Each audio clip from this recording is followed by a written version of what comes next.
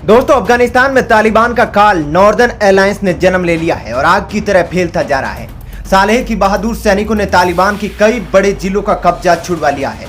लेकिन यह सब देखने के बावजूद भी कई लोग ये सवाल कर रहे हैं कि क्या वाकई में सालेह अफगानिस्तान को तालिबान से आजाद करा पाएंगे। यह वीडियो बेहद ही दिलचस्प होने वाली है। दोस्तों, आज की इस वीडियो में हम आपको यह भी बताएंगे कि अफगानों का अरबों रुपए लेकर भागा अशरफ गनी न्यूयॉर्क में मौज करती दिखी बेटी। लेकिन आइए सबसे पहले जान लेते हैं मुख्य खबर। दरअसल अफगानिस्तान पर तालिबान के कब्जे के बाद पूरी दुनिया में फैले अफगान नागरिक भय और दहशत में हैं। हालांकि काबुल पर कब्जे के साथ ही तालिबान ने अमन कायम करने की बात की थी, लेकिन अफगानिस्तान में तालिबान का जो चेहरा सामने आ रहा है वो वाकई पूरी इंसानियत के लिए खतरनाक है। अशरफ गनी जैसे बड़े नेताओं के देश छोड़कर भाग जाने से आम अफगानी नागरिकों में घोर निराशा है। ऐसे में अफगानी नागरिकों का हौसला बढ़ाने वाली एकमात्र आवाज बनकर तालिबानियों को चुनौती दे रहे पूर्व उपराष्ट्रपति अमरुल्लाह सालेह की ओर दुनिया की निगाहें लगी हुई है। दोस्तों, वीडियो में आगे बढ़े उससे पहले इस वीडियो को लाइक जरूर करें और नीचे कमेंट में जय हिंद जरूर लिखें और हमें यह भी बताएं कि क्या भारत को भी पंजशीर के शेरों के समर्थन में मदद पहुंचानी चाहिए या नहीं। हाल ही में अफगानिस्तान के अपदस्थ अशरफ गनी सरकार में उपराष्ट्रपति रहे अमरुल्लाह सालेह ने खुद को अफगानिस्तान का कार्यकारी राष्ट्रपति घोषित कर तालिबान के खिलाफ जंग जारी रहने का ऐलान कर दिया है।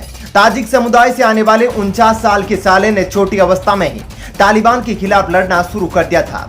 किसी जमाने में तालिबान के सबसे बड़े दुश्मन अहमद शाह मसूद को सालेह अपना गुरु और आदर्श मानते हैं। सालेह ने पहले नॉर्दर्न अलायंस और फिर अमेरिकी खुफिया एजेंसी के साथ मिलकर तालिबान के खिलाफ एक जासूस के रूप में काम किया। बाद में तालिबान की सफाई के बाद सालेह हामिद करजई की सरकार के दौरान खुफिया विभाग के महत्वपूर्ण पदों पर रहे। लेकिन करजई की तालिबान से बातचीत की बात आने पर सालेह ने करजई की आलोचना की। अशरफ गनी की सरकार में सालेह गृह मंत्री भी रहे। इलाहाबाद में पले बड़े और दिल्ली में रहे विवेक काटजू को 1995 से लेकर 2001 तक भारत की ईरान, पाकिस्तान और अफगानिस्तान डिवीजन का इंचार्ज संयुक्त सचिव के रूप में बनाया गया था। उस समय तालिबान आगे बढ़ रहा था। 1996 में तालिबान ने काबुल को अपनी गिरफ्त में ले लिया। उस समय तालिबान के खिलाफ नॉर्दर्न अलायंस के नेताओं में अहमद शाह मसूद भी थे। उनका ठिकाना पंजशेर घाटी में था।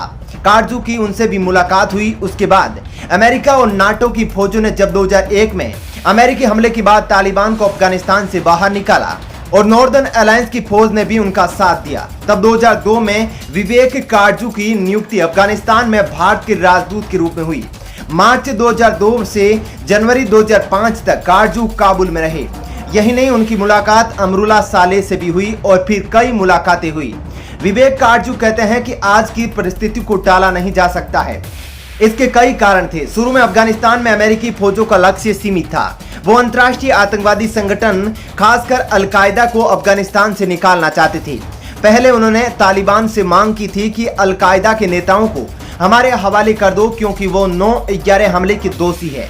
लेकिन तालिबानी नेतृत्व ने ऐसा नहीं किया, इसलिए अमेरिका ने वहां हमला किया। लेकिन पहले तो अमेरिका सफल हुआ, तालिबान की शिकस्त हुई और अलकायदा के नेताओं ने भागकर पाकिस्तान में शरण ले ली। और ये साफ हो गया कि पाकिस्तान की शरण में ही थे, क्योंकि ओसामा बिन लादेन 2011 में एटबाबाद में मारा गया था। आगे चलकर अफगानिस्तान में अमेरिकी लक्ष्य थोड़ा सा बदल गया। जैसा कि अमेरिकी राष्ट्रपति जो बाइडेन कहते हैं कि अमेरिका वहां राष्ट्र निर्माण में काम में लग गया। विवेक काटजू ये भी कहते हैं कि हालांकि राष्ट्र निर्माण का काम कभी विदेशी लोग नहीं कर सकते, वो तो वहां के नेतृत्व और वहां की जनता को ही करना पड़ता है। अमेरिका इसमें सफल नहीं हुआ क्योंकि तालिबान का पूरी तरह सफाया नहीं हुआ था। तो ये साफ था कि अगर तालिबान को पाकिस्तान में इसी तरह शरण मिलती रही तो तालिबान एक दिन डुरेंट रेखा को पार कर अफगानिस्तान में फिर से अपना प्रभुत्व स्थापित करने की कोशिश करेगा। तालिबान पाकिस्तान में चला गया और अमेरिका ने वहां उन्हें खत्म करने की कोशिश नहीं की, तो अलकायदा और तालिबान दोनों जिंदा रहे। रूस की भी अफगानिस्तान में हार हुई थी, तब अमेरिका पाकिस्तान के मुजाहिदीन की सहायता कर रहा था। 1980 के दशक में रूस ने पाकिस्तान में मुजाहिदीन के ठिकानों का सफाया नहीं किया तो वो पनपते रहे। वहीं अफगानिस्तान के नेताओं ने खासकर 2001 के बाद हामिद करजई और अशरफ गनी ने यह कोशिश नहीं की कि तालिबान की विचारधारा को जमीनी स्तर पर चुनौती दी जाए। खास तौर पर पश्तून इलाके में कॉन्फिडेंस बिल्डिंग नहीं की। अफगानिस्तान में बहुत बड़ी मात्रा में अफीम की अवैध खेती होती है। अफीम की अवैध खेती ने सिस्टम को खोखला कर दिया। इसने दीमक की तरह अफगानिस्तान के राजनीतिक और सामाजिक ढांचे को खोखला कर दिया। इन सब कारणों से अफगानिस्तान की जनता का सरकार से भरोसा टूट गया। इन सब का नतीजा यह हुआ कि जब तालिबान इस बार आए तो अफगानिस्तान की फौज ने मुकाबला ही नहीं किया। इस प्रश्न के जवाब में विवेक काटजू चिंता के साथ कहते हैं कि मैं अमरुल्लाह सालेह को 24 साल से व्यक्तिगत रूप से जानता हूं। तब वो छोटी थी, तब उन्होंने बहुत कामयाबी हासिल की है, बहुत साहसी है, बहुत काबिल है, लेकिन परिस्थितियां 1990 से अलग है। अहमद मसूद के बेटे उनके साथ है, लेकिन मसूद के भाई ने उनके बयान को वर्तमान परिस्थितियों में बेईमानी बताया है। सालेह ने झंडा तो उठाया है, लेकिन वो कितना कामयाब होंगे ये कहना मुश्किल है। इसके अलावा काटजू कहते हैं कि सालेह अपने आत्मविश्वास से ये कर रहे हैं। सालेह पंजशेर में है और तालिबान की सेनाएं भी पंजशेर पहुंचने की कोशिश कर रही है। मैं पंजशेर घाटी गया हूं, काफी दुर्गम इलाका है, गुरिल्ला वार के लिए यह मुफीद जगह है। यहीं अहमद शाह मसूद ने सोवियत नेताओं से मुकाबला किया था। मसूद एक बहुत काबिल गोरिल्ला सेना के लीडर थे। सालेह के सामने प्रैक्टिकल दिक्कत बहुत आएगी। अफगानिस्तान में सबसे बड़ा ग्रुप पश्तून का है, जिन्हें पठान कहते हैं। इनका दबदबा हमेशा रहा है। राष्ट्रपति हामिद करजई और राष्ट्रपति अशरफ गनी भी पश्तून थे। पश्तून के बाद दूसरी बड़ी जाति हजारा है, फिर ताजिक और फिर उज्बेक। इन बड़े एथनिक ग्रुप के अलावा बलोच, किर्गिज और 10 अन्य जातियां भी है। अफगानिस्तान में जातीय संरचना काफी जटिल है। ऐसा नहीं है कि पश्तून वर्चस्व के खिलाफ बाकी जातियां एकजुट रही हो। अलग अलग जातियां पश्तून के खिलाफ मिलकर काम करती रही और अलगाव भी होता रहा। वहीं दोस्तों एक और अपडेट है, जिसके मुताबिक अफगानों का अरबों रुपए लेकर भागे अशरफ गनी न्यूयॉर्क में उनकी मौज करती बेटी दिखी है।